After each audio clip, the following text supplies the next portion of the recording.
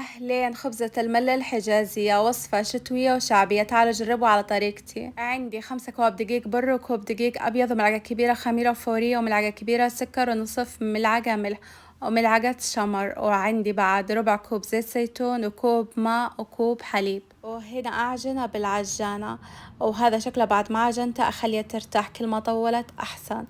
وهذا شكل العجينة معي. أدهن الصينية بزيت وأفرد العجينة بشكل عريض، وبالسكين أسوي حركات بركات. أدهن كامل الصينية بحليب مبخر ورشة سمسم وحبة بركة، وبالفرن من تحت وبعدين من فوق، طبعا أكيد مسبغ التسخين. هنا عندي صبيت عليها معسل وسمن. والتزيين عندي كم اختياري، طبعا في ناس يحطون جبن تمر ومكسرات بعد، بس يعني أنا ما أفضله كثير.